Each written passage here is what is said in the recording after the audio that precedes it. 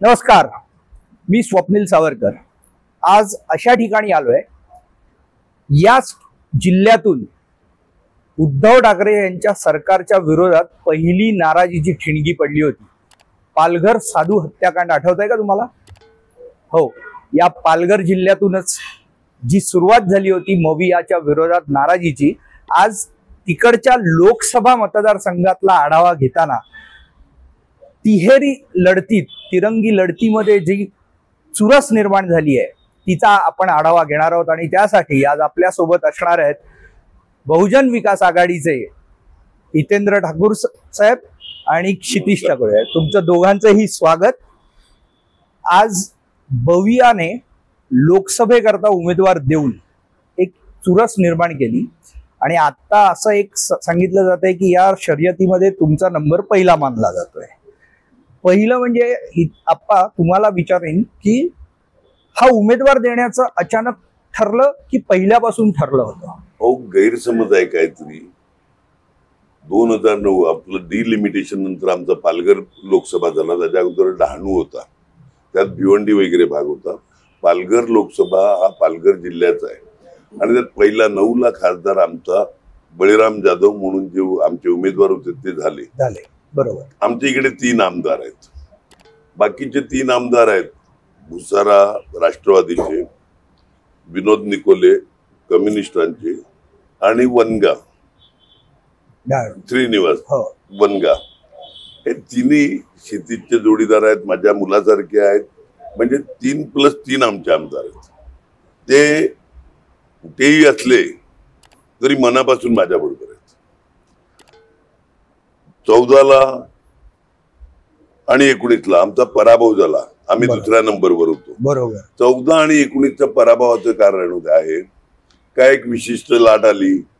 15 लाख आपल्या अकाउंट मध्ये येणार होते ते स्विस बँकेतले, 2 कोटी दरवर्षाला रोजगार मिळणार होते। पुरी पुलवामा हल्ला, त्याच्यावर सत्यपाल मलिक त्यांचे राज्यपाल होते ते बोलले। या एक विशिष्ट परिस्थितीमध्ये आमचा उमेदवार एका लाटेत पडला, पण आम्ही 2 नंबरलाच होतो। तर त्याच्यामुळे आमचं अचानक वगैरे आहे, ही आमच्या हक्काची सीट आहे, आम्ही यावेळी विजयी होणार। आणि तुम्ही बोलले तिरंगी, सॉरी तिरंगी नाही, आम्ही विजयीकडे घोडदौड करतोय। हे 2 नंबर करता लढतायत दोघ जण। अच्छा, आमच्याशी लढतच नाही। पण आप्पा अजूनही मोदी लाट आहे असं एक सांगितलं जात आहे, सतत चर्चा आहे। तुम्ही म्हणताय अगदी एकांगी जिंकाल 100%। पण मग बाकी राज्यभरातला जर आपण गणित बघितलं तर महाराष्ट्रात मोदी लाटेला पहिल्यांदा सेटबॅक बसेल असं म्हणतात। सांगा, आपले माननीय प्रधानमंत्री साहेबांनी गेल्या वेळी महाराष्ट्रात 2 वेळा कॅम्पेन केलं, यावेळी 25 वेळा यायला लागलं, अगदी रोड शो करायला लागले। 25 वेळा येण्याचं कारण काय, इलेक्शन पण 5 टप्प्यात घेतली। महाराष्ट्राची इलेक्शन 1 किंवा 2 टप्पा, गुजरातची 1 टप्प्यात, राजस्थानची 2 टप्प्यात, बरोबर आहे। महाराष्ट्र 4-5 टप्पे आणि 25 मीटिंग झाल्या आणि सगळे नेते, अमित शाह साहेब आले इकडे, मुख्यमंत्री उत्तर प्रदेशचे त्या योगीजी आज येत आहेत, बरोबर आहे। आपले डेप्युटी सीएम फडणवीस साहेब आले, सीएम साहेब आले, लोढा साहेब आले, पालकमंत्र्यांनी तर काय जोरच लावलाय। जर ह्यांना गॅरंटी असते तर सगळ्या जातीचे धर्माचे, विनोद तावडे साहेब आले, बावनकुळे साहेब आले, सगळ्या जाती धर्माचे उमेदवार इकडे, मंत्री, गुजरात राजस्थान मधल्या आमदार खासदार इकडे आणल्यात, मंत्री। मग एवढा तुम्हाला जर कॉन्फिडन्स असेल, गेल्या वेळी असं काही घडलं नव्हतं, यावेळी तुम्ही हरतायत म्हणून एवढ्या जिद्द करतायत। बरं, एक साधं गोष्ट सांगतो, मार्च मध्ये राम मंदिराचं उद्घाटन झालं, त्यावेळी रामाचे झेंडे लावले, घरोघरी। राम आमच्या पण मनात आहे, मी हिंदूच आहे, घरामध्ये पूजा करूनच पाया पडूनच जेवायला घराच्या बाहेर निघतो, ह्यांचा राम रस्त्यावर आहे। तुम्ही बघितलं ना तर हे 2 दिवस झाले हरतायत म्हणून तुम्ही विरार, चोपारा, वसई किंवा पालघर साईडला बघा, काल झेंडे लावलेत सगळे, काल झेंडे लावलेत. मग तुम्ही रामाच्या नावाने राजकारण करणार का? विकास नावाची वस्तू आता कुठे दिसत नाही आपल्याला. विकासावर कोण बोलते का? रामाला तुम्ही रस्त्यावर का आणतात तुमच्या राजकारणाकरता, एवढा माझा प्रश्न आहे. बर, ठीक आहे. आप्पा, तुम्ही अजात शत्रू मानले जाता, तुमचं सर्वपक्षीय मित्र परिवार आहे असं एक मान, आणि ते आम्हाला रिझल्ट मध्ये पण दिसतं. तुम्ही आजपर्यंत वसई विरार ज्या पद्धतीने टिकवून ठेवलंय आणि दुसऱ्या कोणाची शक्ती इकडे तेवढी उभी राहिली नाही, पण तरी तुमचे जे मैत्री आहे ही तुमच्या म्हणजे सोयीनी असते असा एक आरोप काही जण करतात. म्हणजे उदाहरणार्थ तुम्ही आधी भाजपला पण सपोर्ट केलेला आहे, यांना मवियाला पण सपोर्ट केलेला आहे, आणि आता तुम्ही परत स्वतः वेगळे पण लढताय, म्हणजे स्वतःच पक्षाचं. मुळात एक गोष्ट का मी भाजपला सपोर्ट केला नाही. विधान परिषदेत भाई जगताप, रामराजे निंबाळकर राष्ट्रवादीचे आणि खडसे साहेब राष्ट्रवादीचे, भाई जगताप काँग्रेसचा, त्यांना विचारा, तो खोटा आरोप आहे. या तिघांना विचारा, मी नावं घेऊन सांगतो. आणि दुसरं, तुम्हाला आठवत असेल यांचा घटस्फोट 19ला नाही झाला, सेना बीजेपीचा, यांचा घटस्फोट 14ला झाला. 14 मध्ये 287 जागेवर हे एकत्र लढले, विरोधात लढले. 287 जागेवर विरोधात लढले.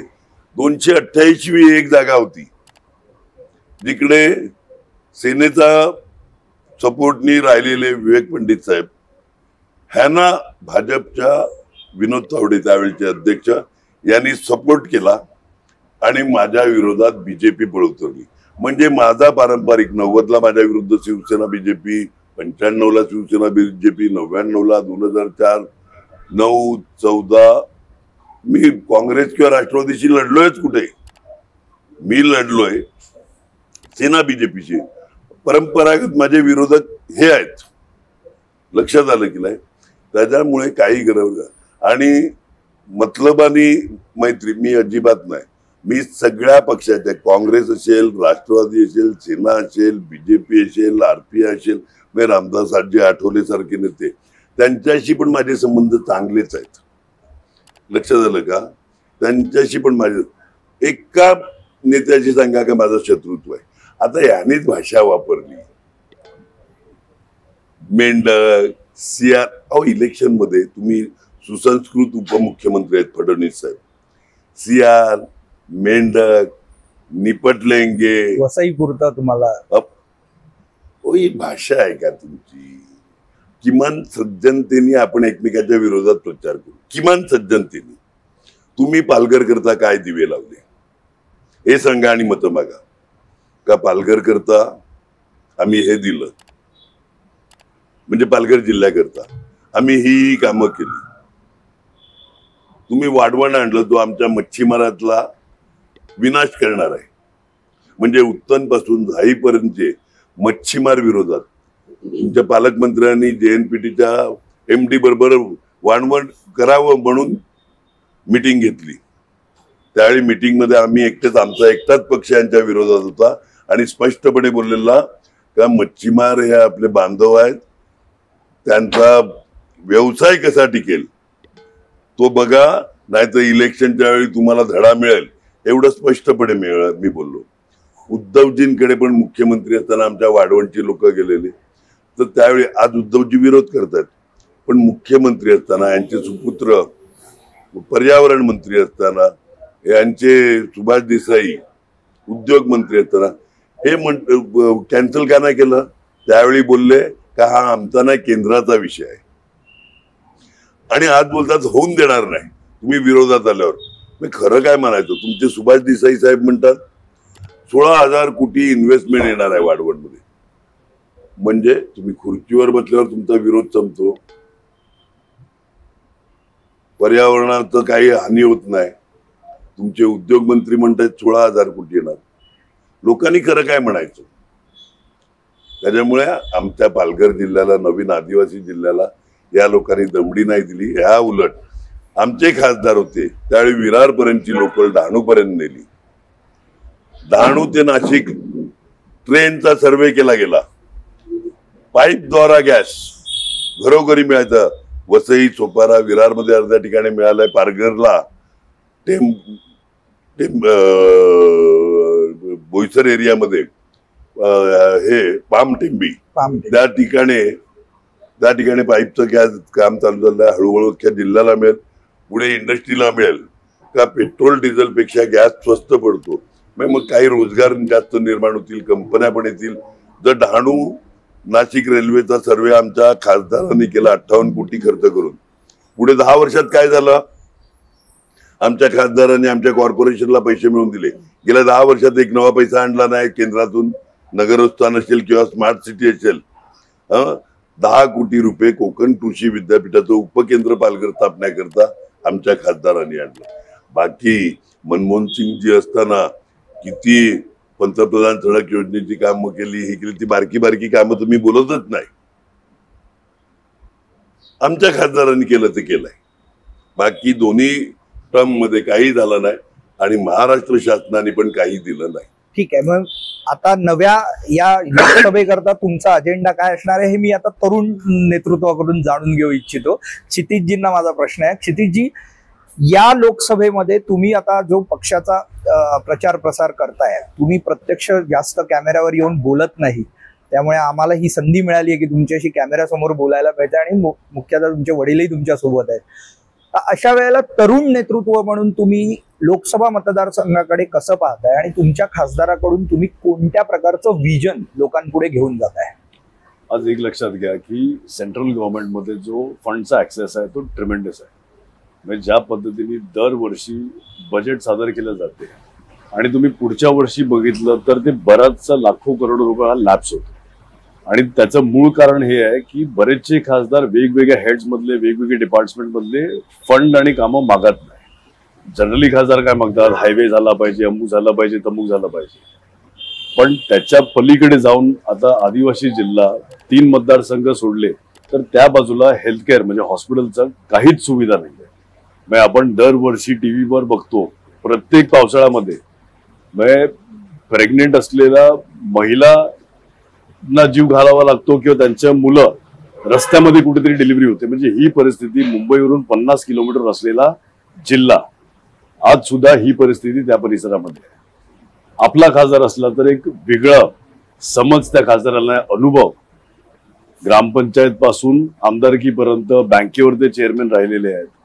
तर शासनाचं काम फंड कसा खेचायचा, मंत्रींशी काय बोलायचं, वेगवेगळ्या अधिकाऱ्यांशी कसा पैसा आपल्या विभागामध्ये, आपल्या परिसरामध्ये वेगवेगळ्या हेड्सच्या माध्यमातून आणू शकतात, ही समज आपल्या उमेदवारांना आहे. तर त्या दृष्टिकोनाने म्हणजे तुम्ही एक लक्षात घ्या की 8 तालुके आपल्या जिल्ह्यामध्ये आहेत. म्हणजे फक्त वसई तालुका पकडला ना तर ईस्ट आणि वेस्ट मध्ये वेगवेगळे प्रश्न आहेत. 8 तालुक्यामध्ये प्रत्येक तालुक्यामध्ये वेगवेगळे प्रश्न आहेत. असं नाहीये की जिल्हा म्हणून एकच महत्वाचा प्रश्न आहे. आता एक ठिकाणी कुपोषण, एवढी वर्ष झाले आपल्या जिल्ह्यातले मंत्री होऊन गेलेला जे ट्रायबल डेव्हलपमेंट मिनिस्ट्री होती, कॅबिनेट मिनिस्टर, का आजपर्यंत कुपोषण सॉल्व्ह होऊ शकला नाही? जे मागचे उमेदवार, जे मागचे खासदार होते ते ट्रायबल मिनिस्टर होते, आजपर्यंत कुपोषण सॉल्व्ह करू शकले नाही. कुपोषण आज एवढ्या वर्षानंतर पण मुंबईच्या बाजूला लागून राहिलेला जिल्हा आज पण आपण कुपोषणावर बोलतो. वसईमध्ये की मुंबईमध्ये कुठे सांगितलं की असं अमुक अमुक ठिकाणी दरवर्षी बरेचसे लोक कुपोषणाने मरतात, इकडे लोक मानायला तयार नाही. इकडच्या अडचणी वेगळ्या आहेत. हॉस्पिटल असले पाहिजे, रोजगार, जे गोगटे सॉल्ट प्लॅन मध्ये आमचा प्रश्न एवढ्या 10 वर्षापासून प्रलंबित आहे. सॉल्ट प्लॅन हा केंद्र शासनाच्या NOC शिवाय हँडओव्हर होऊ शकत नाही. गेल्या 10 वर्षामध्ये आम्ही पाठपुरावा करतात आहेत, पण आमचा खासदार नाही म्हणून केंद्र शासनाकडून ती जागा मिळून घेता आली नाही. ती जागा मिळून घेतल्यानंतर जो आमचं विजन होतं की healthcare city, education city, sport city, एम्प्लॉयमेंटच्या हिशोबाने ITES, R&D हब, माइस टुरिझम, असे वेगवेगळे जे प्रकल्प, आमचं जे विजन आहे गोगटेसाठी, त्याच्यामध्ये खासदार आल्यावर बरीचशी मदत एक वेगळ्या लेवलचं स्पीड मिळेल. दुसरं प्रपोजल दापचेरीला 2.5 प्रपोजल तुम्ही खूप आधी दिलेलं होतं. सगळ्या गव्हर्नमेंटला प्रपोजल देऊन झालेलं आहे. 2,500 हेक्टर ही जागा गुजरात बॉर्डरला लागून दापचेरीला ही शासनाच्या मालकीची जागा आहे. त्याच्यामध्ये मला वाटते 500 एकर काहीतरी डेअरी आपलं तबेले जे मुंबईचे शिफ्ट झालेले त्यांच्यासाठी ती आरक्षित केलेली. तिकडे काय तबेले शिफ्ट झाले नाही, पण उर्वरित सगळी जागा ही शासनाच्या मालकीची आहे. दापचेरीला लागून मोठा एक पाणीचा सोर्स म्हणजे इंडस्ट्रीला लागणारे 3 गोष्टी, जागा, वीज आणि पाणी, ह्या तिन्ही गोष्टी तिकडे आपण उभे करू शकतो. तर दापचेरी जे 2,500 हेक्टर म्हणजे अप्रॉक्सिमेटली 6,000 एकरचं आहे, तिकडे जर इंडस्ट्रियल टाउनशिप डेव्हलप करता आली तर फक्त आमच्या पालघर जिल्ह्याचा नाही तर आजूबाजू असलेले ठाणा असेल, भिवंडी असेल, कल्याण असेल, ह्या अख्ख्या परिसरातले इंडस्ट्रीला लागणारा जो वर्कफोर्स आहे हा तिकडे अकॉमोडेट करू शकतो. का आजपर्यंत झाला नाहीये? जागेची अडचण नाही कारण की शासनाची आहे, पाण्याची अडचण नाही कारण की त्या जागेला लागून मोठा डॅम आहे, वीज रूफटॉप सोलार त्या अख्ख्या 6,000 एकर मध्ये केले, पॉवरची अडचण राहणार नाही. तरी सुद्धा तिकडे एकही पाऊल कुठल्याही गव्हर्नमेंटनी घेतलेलं नाहीये. खासदार काम महत्वाचा, तर सेंट्रल गव्हर्नमेंटकडून फंड काढून तिकडे इन्फ्रास्ट्रक्चर डेव्हलप होऊ शकते. हळूहळू येतील इंडस्ट्रीज, टाइम लागेल.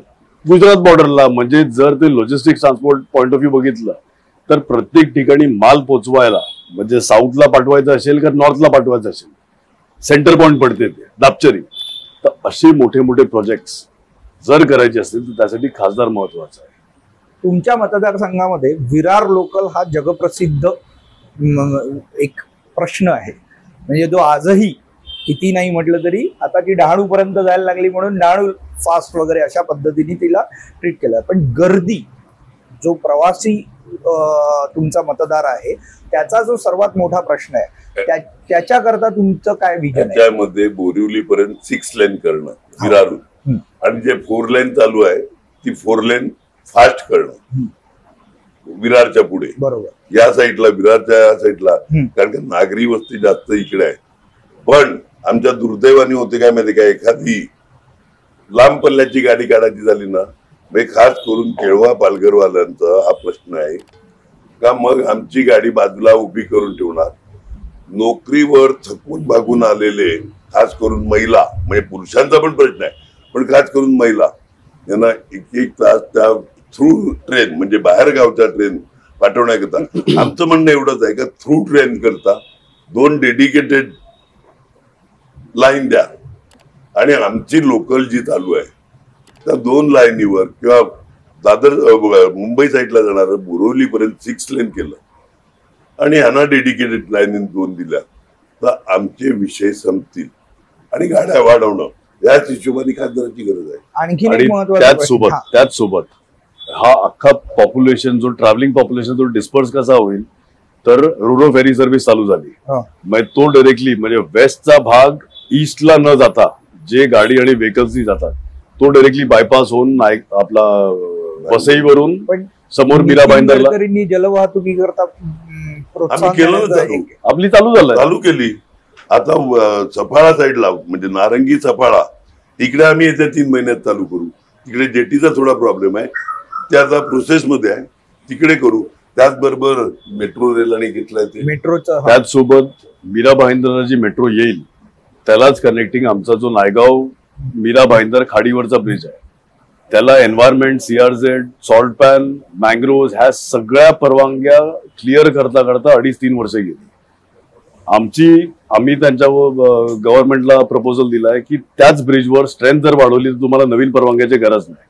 त्याच ब्रिजवर मेट्रोची प्रोव्हिजन जर केली तर जेव्हा मेट्रो येईल तेव्हा परत ह्या सगळ्या परवानगीसाठी 3-4 वर्ष घालवण्यापेक्षा त्याच ब्रिजवर मेट्रो घ्यावी. जंक्शन नायगावला क्रिएट करावा.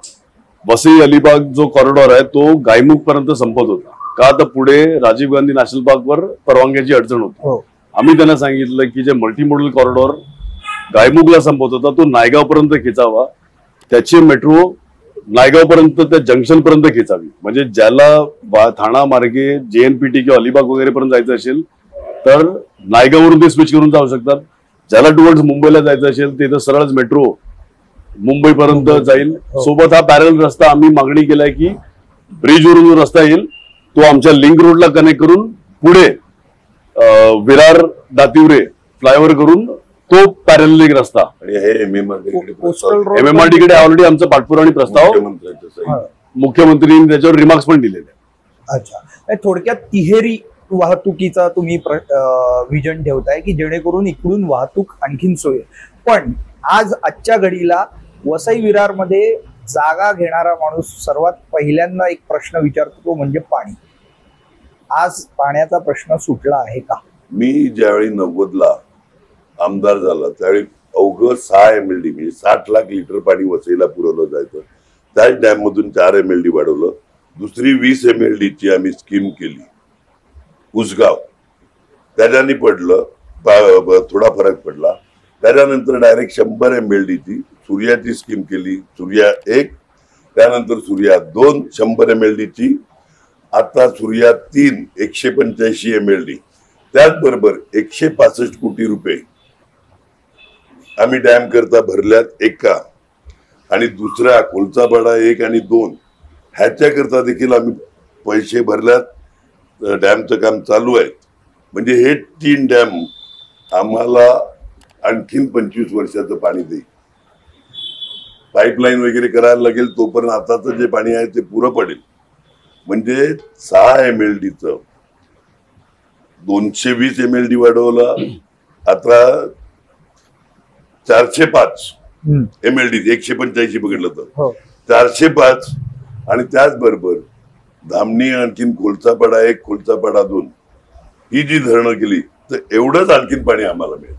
ठीक आहे. आता अगदी आता विकासाच्या मुद्द्यांवर जर बोलायचं झालं, आपण जर तुम्ही वाढवण बंदराला जो विरोध करताय त्याच्या मागे मुळात आता विकासाचे साईड इफेक्ट्स हा कायम आपल्याला भोगावा लागणारा प्रश्न आहे. म्हणजे एक विकासाचा कोणताही प्रकल्प आला की त्याला विरोध करणं, जसं तुम्ही म्हणालात उद्धव ठाकरेंचं उदाहरण तुम्ही दिलं की आज ते सत्तेत असताना त्यांनी काही केलं नाही आणि नंतर आता विरोध करतात. तसेच अनेक प्रकल्पांच्या बाबतीत त्यांच्याकडून झालं.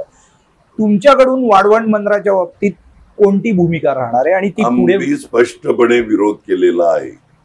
त्याचं कारण मी सांगितल्याप्रमाणे ही पालघर जिल्ह्याची, पालघर अधिक ठाणा उत्तन पकडलं तर बरोबर आहे, मच्छीमारी करता आमचे मच्छीमार पण त्या साईडला जातात. आणि तुम्ही एक लक्षात घ्या, ह्यांना एक विशिष्ट लाईनीतून ह्या ज्या मालवाहू बोटी किंवा कोणत्या बोटी प्रवासी बोटी जातात त्या अमुक किलोमीटरच्या नॉटिकल माईलच्या बाहेरून जायला पाहिजेत. हे कुठेतरी शॉर्टकट मारतात. ह्यांच्यापासून येणाऱ्या लाटेनेच आमच्या बोटी उलट्या होतात. लक्षात घ्या तुम्ही. आणि मच्छीमारीचं मेन फील्ड जे आहे ते सातपाटी, डहाणू, अगदी आमचे मच्छीमार गुजरात पर्यंत जातात. त्यामुळे सगळेजण उद्ध्वस्त होणार आहेत. आज तुम्ही मच्छीची परिस्थिती बघितली, आज तुम्ही कोणत्याही बंदरात जाऊन चौकशी करा तर आजच मच्छी कमी झालेली आहे. मला उलट शेतकऱ्यांनी सांगितलं जी काही मच्छीमारी बंद होते, हा अर्थात केंद्राचा प्रश्न आहे म्हणून आपल्याला खातं पाहिजे. जी मच्छीमारी आपण ऑगस्टच्या महिन्यामध्ये वगैरे चालू करते त्याच्याऐवजी ती 1-2 महिने अजून वाढवा असं मच्छीमारांनी सांगितलं. कारण ब्रीडिंग पिरियड असतो त्यावेळी, त्यांना पिलं देण्याचा पिरियड त्यावेळी असतो. आणि त्यावेळी मच्छीमारी म्हणजे हा अख्ख्या देशामध्ये एक नेदरलँड का कोणत्या तरी देशामध्ये 7 वर्ष फिशिंग बंद केलेली, कारण का त्यांच्या काही जातीच नष्ट व्हायला आलेल्या. तीच परिस्थिती आपल्या इकडे आहे. तर मच्छीमार मागणी करतायत का पिरियड वाढवावा, का ती जो ब्रीडिंग पिरियड म्हणजे पिलं देण्याचा पिरियड आहे त्यावेळी जर चांगल्या प्रकारे झाला तर आम्हाला मच्छी अधिक मिळेल. आज मच्छी कमी झालाय, उद्याला वाढवण बंदर झालं तर हे रस्त्यावर येणार. भावी पंतप्रधान म्हणून कोणाला बघताय? तुमचं आत्ताचं गणित काय सांगताय? तुमचं रेटिंग काय आहे? 1 मिनिट मी सांगतो तुम्हाला. आपल्या इकडे नेहरू नंतर काय, लाल बहादूर शास्त्री नंतर काय, इंदिरा गांधी नंतर काय, वाजपेयी साहेबांनंतर काय, राजीव गांधी नंतर काय, मनमोहन सिंग नंतर काय, कोणीही काय, मोदी साहेबांनंतर काय, कोणीही कोणाकरता थांबत नाही. आपल्याकडे एकापेक्षा एक कॅपेबल मंत्री माणसं आहेत. सेंटरमध्ये कित्येक कॅपेबल माणसं आहेत. पंतप्रधानाचं काही अडचण नाही. अगदी शेवटचा जाता आता बहुजन विकास आघाडी पालघर जिल्ह्याच्या बाहेर पक्ष पसरावा म्हणून काय प्रयत्न? म्हणजे आम्ही काही काही महिन्यांपूर्वी, वर्षांपूर्वी अगदी दादरमध्ये पण शिट्टीचा आवाज ऐकला होता. पुढे काय झालं? पुढे एक लाट आली. मी बोललो आमचा एक खासदार निवडून आला, त्यावेळी आम्ही वाढवायचं घेतलं, लाट आली. कसं आहे म्हणजे काय, एखादं वादळ वगैरे आलं ना तर डोळ्यात कचरा व्हायच्या अगोदर उलट फिरायचं. मोठ्या बोटीच्या लाटेत तुमची होडी उलटली तर नाहीये ना? पण उलटणार पण नाही. हा, आता ती पुन्हा त्याचा कॅप्टन तेवढा गट्सवाला आहे का तू कशी हँडल करायची ती बघतो. हा, करू ना पुढे हळूहळू विस्तार, का नाही करणार. चालेल. तुम्हाला खूप खूप शुभेच्छा तुमच्या पक्षवाढीला, आणि एकूणच तुमचा खासदारकीचा जो तुमचा दावा आहे तो प्रत्यक्षात येऊ याकरता शुभेच्छा. खूप खूप धन्यवाद. थोडक्यात पिता पुत्रांची जोडगोळी बवियाला आता पालघर जिल्हा आदिवासी जिल्ह्याच्या बाहेर नेण्याच्या पण तयारीत आहे, आणि जुन्या लाटेचा जो काही त्यांना बसलेला फटका आहे तो विसरून पुन्हा नव्या जोमाने ते उभे राहतील अशी अपेक्षा आपण सगळेच करूया. आणि वसई विरारकरांपासून ते पालघर पर्यंत सर्व आदिवासी बांधवांचेही प्रश्न लवकरात लवकर सोडवले जातील हीच अपेक्षा करूया. खूप खूप धन्यवाद.